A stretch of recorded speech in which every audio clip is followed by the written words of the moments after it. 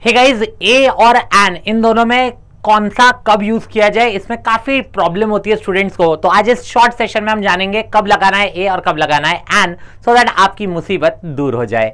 ए और N, first of all हमें यह पता होना चाहिए ए और एन में से लगाना कौन सा। उससे पहले यह पता होना जरूरी है कि ए और एन लगता कब है। अगर हमें यह पता चल गया फिर ए और एन की चॉइस कोई ज्यादा कठिन काम नहीं है। सो लेट्स सी, ए और एन लगने के लिए पहले 3 कंडीशंस फुलफिल होनी जरूरी होती है। That it should be a noun. First of all एक नाउन होना कंपलसरी है, जो भी वर्ड है वो नाउन होना चाहिए। नाउन के साथ साथ वह काउंटेबल होना चाहिए, नेचर में काउंटेबल होना चाहिए, और काउंटेबल होने के साथ साथ सिंगुलर होना चाहिए। जब ये तीनों कंडीशन फुलफिल हो जाती है तो वी कैन से कि वहां पे अ या फिर एन में से कुछ एक लग जाएगा। नाउन होना चाहिए, सिंगुलर होना चाहिए और काउंटेबल होना चाहिए। रीजन भी सिंपल है, अ एन के बाद हमेशा नाउन लगता है, ये बात है। काउंटेबल अ या एन दोनों का मीनिंग एक होता है, और एक है मतलब गिन पा रहा हूं मैं, तो दैट्स वाई काउंटेबल। और क्योंकि अ या एन दोनों का ही मीनिंग एक है, एक मतलब सिंगल, तो इसीलिए सिंगुलर। तो ये तीनों कंडीशंस फुलफिल हो गई। समझ लो आपका अ या एन में से कुछ एक लग जाएगा। लगेगा क्या, अ या फिर एन, उसके बारे में और जान लेते हैं। तो जैसे बात करते हैं एक वर्ड चेयर की, चेयर लिखा है। Now the point is chair में मैं क्या लगाऊं। सबसे पहले तो हम इसको उस कंडीशन के थ्रू फुलफिल करेंगे। नाउन है चेयर। नाउन क्या है, कोई भी नेम प्लस एनिमल थिंग जैसे हम जानते हैं, या फिर दूसरी भाषा में समझाओ तो एग्जिस्ट करती है कोई भी चीज, वो नाउन है। तो ऐसे में चेयर एग्जिस्ट करती है, या फिर नेम प्लस एनिमल थिंग में से थिंग तो है ही, तो नाउन है। सिंगुलर है, यस बिल्कुल है, सिंगल है, और काउंट भी कर सकते हैं, काउंट भी कर पा रहे हैं, सिंगुलर भी है। तीनों कंडीशन फुलफिल हो गई, इसका मतलब यहाँ एन लग जाएगा। नाउ द पॉइंट इज लगना कौन सा है, अ या फिर एन। तो यार अ या एन का चॉइस कैसे पता चलेगा। देखो एन लगता है उन वर्ड्स के साथ, एन लगता है उन वर्ड्स के साथ जिसमें वॉवेल नहीं, वॉवेल से नहीं डिसाइड होता, बल्कि डिसाइड होता है वॉवेल साउंड से। आई रिपीट, वॉवेल से डिसाइड नहीं होता, डिसाइड होता है वॉवेल साउंड से। सवाल उठता है सर वॉवेल और वॉवेल साउंड में क्या डिफरेंस है, एक ही तो बात है। बिल्कुल भी नहीं, वॉवेल अलग होता है। वॉवेल है ए ई आई ओ यू।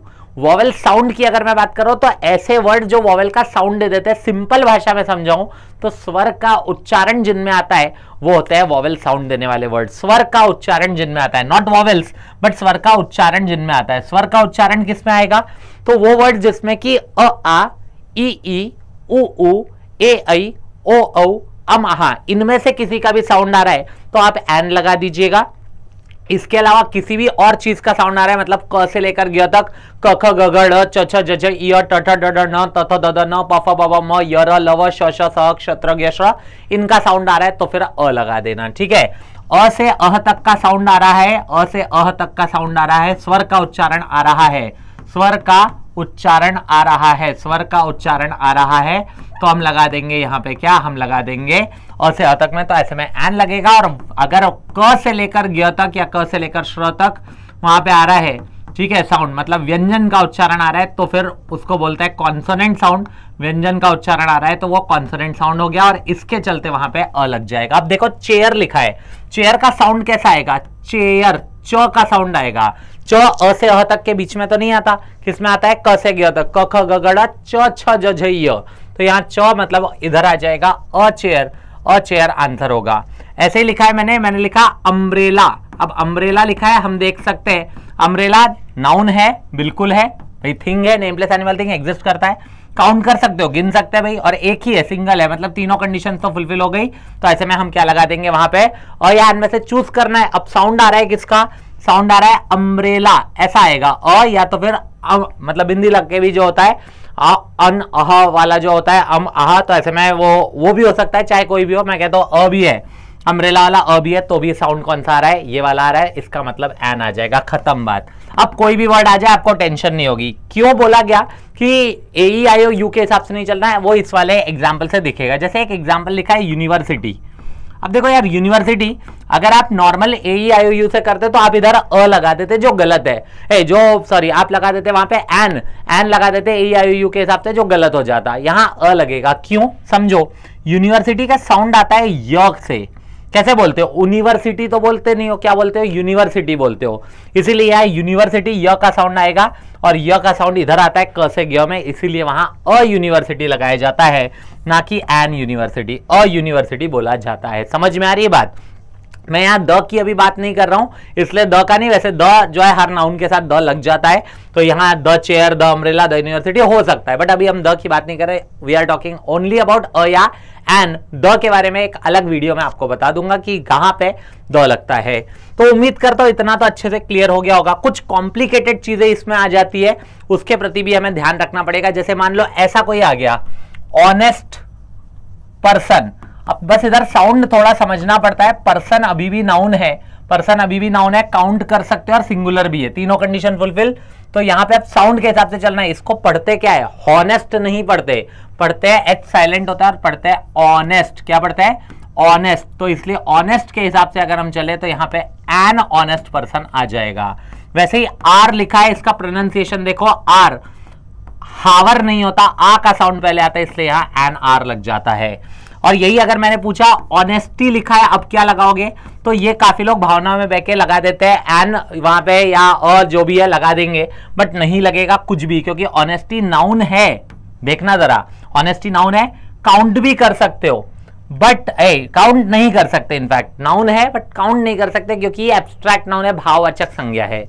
गिन सकते हो क्या, बता सकते हो आज मैंने 4 ईमानदारी दिखाई, ऐसा बोलोगे, नहीं बोल सकते। 4 ईमानदारी थोड़ा ही दिखाते हैं, 4 बार ईमानदारी दिखा सकते हो, 4 ईमानदारी नहीं, क्योंकि ये काउंट नहीं हो सकता। मतलब एक कंडीशन यहाँ अनफुलफिल्ड रहेगी, इसका मतलब यहाँ पे एन नहीं लगेगा।